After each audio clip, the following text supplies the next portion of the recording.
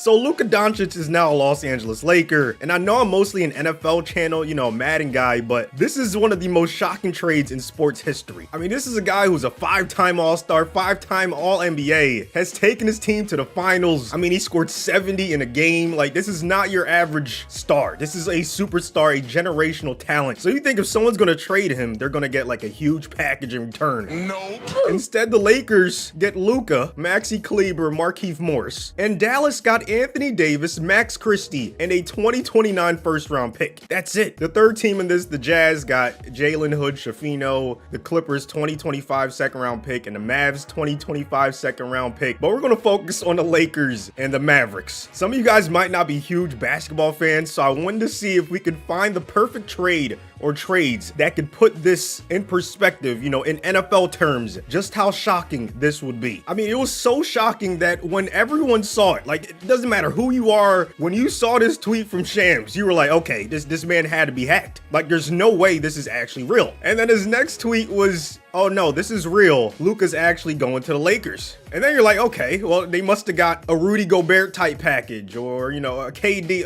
Paul George type package ×2. But then when you found out it was even less than maybe half of that, you're like, what in the world? Like, there has to be some sort of collusion. Where is David Stern when you need him? RIP, man, because he would not have let this fly without the Mavericks getting more in return. Like, Anthony Davis is no slouch, but he is 31 years old, 6 years older than Luka, on the tail end of his prime. I mean, he's a good centerpiece, but you have to get way more. You have to get more picks, other players, if you're going to trade someone as good as Luka. So here we go in Madden. We're going to try to figure out if we can find a trade that is 1-for-1 Luka to the Lakers for AD. I'm going to start with Lamar. I don't know if that's the best comparison because Lamar obviously has MVPs. Luka is yet to win an MVP, but Luka has been on the highest stage. Lamar is yet to be on the highest stage. So what if you got like Lamar for TJ Watt, a guy who's an elite top 10 player in the league, but not a quarterback? In this case, a quarterback would be a point guard. So that's what I'm trying to equate it to. And then of course, let's throw in like a pick, a first round in the NBA, maybe like a second or third rounder in the NFL. So this is the first one we got, Lamar for TJ, in a second. I don't think it's the best one yet because like I said, Lamar once again is won MVPs. TJ, an elite defensive player, a high impact, one of the best in the league, but he's almost at 30 years old, older than Lamar. So this is number one. Now let's go to Cincinnati and look at Joe Burrow. Okay, this one might make a little more sense. Joe Burrow, one of the best in the league at the quarterback position. Luka Doncic, one of the best in the league, period. But of course, at the,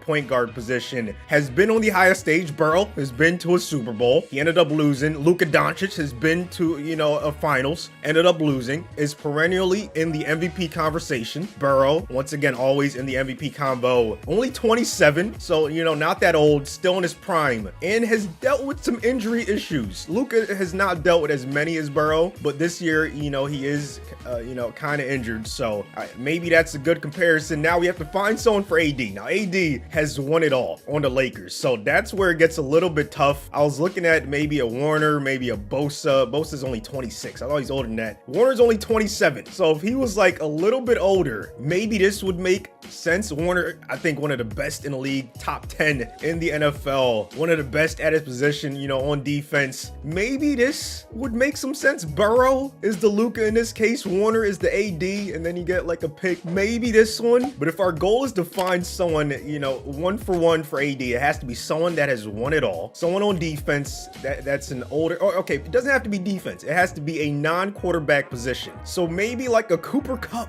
a guy who was phenomenal, in that run in 2021 when they won it all. 31 years old, same exact age as AD, has dealt with injury issues. But when he's healthy, one of the best in the league. I mean, he won the Triple Crown the year they won the Super Bowl. But is he worth a quarterback in their prime like Joe Burrow? I think this is a good one. You can't tell me this is not a good one. We're going to stick with Burrow. I think Burrow for Luka makes the most sense. If not, you guys, let me know in the comments what you would put Luka to the Lakers in NFL terms, and I'll pin the best one. I want to see if we can come up with an even better one. But I like this one. This is definitely one of the better ones. Cooper Kupp in a third rounder, aging star at his position, one of the best when healthy. But let's see if you can find an even better one. How about the Honey Badger? Like, okay, I know AD currently is better than the Honey Badger currently, but say Tyrann Mathieu was like 2 years younger. Maybe this one works. The Honey Badger has won a Super Bowl, okay? He's been one of the best safeties for the last decade in the NFL.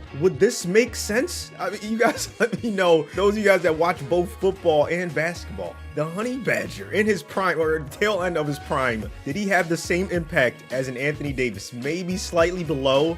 I mean, AD's a top 10 player in the league. Has the Honey Badger ever been top 10? Maybe. I don't know. Maybe he's been top 20, top 10. I don't know. So that one is interesting. Maybe if he was a little bit younger. How about Bobby Wagner? Okay, this one, I mean, Wagner has won a Super Bowl. You know, he's won it all. He's been one of the best at his position for the last decade. I remember Madden's where he was a 99 overall. So he's definitely been a top 10 player. He's won it all. He's 34. So maybe Wagner 2-3 years ago, because he is, you know, really past his prime, but he still has some left. Okay. However, he's really slow right now. So I don't know if this would be a perfect fit for AD right now. He's still number 5 in the league at his position, but 84 speed. Yeah, 2 years ago, Bobby Wagner. I think this makes a lot of sense. A Super Bowl winner, one of the best at his position, elite for a quarterback slash point guard, Joe Burrow. This is another decent one if Bobby Wagner is a few years younger. How about a guy like Tyreek Hill? You know, one of the best in the league at his position, has won it all with the Chiefs. He's not at the quarterback position, so he doesn't control everything, but at a non-quarterback position, when he's at his best, he's one of the most impactful players in the league. So maybe this one makes sense. I think it's definitely in the top 5. I think all of them that we've done so far are pretty decent. How about a guy like Lane Johnson from the Eagles? Has won a Super Bowl, 34 years old, consistently one of the best non-quarterbacks in the NFL. Would this one make sense? I mean, he's 34, past his prime, but still has a lot left in the tank. Still, you would never expect the Bengals to trade Burrow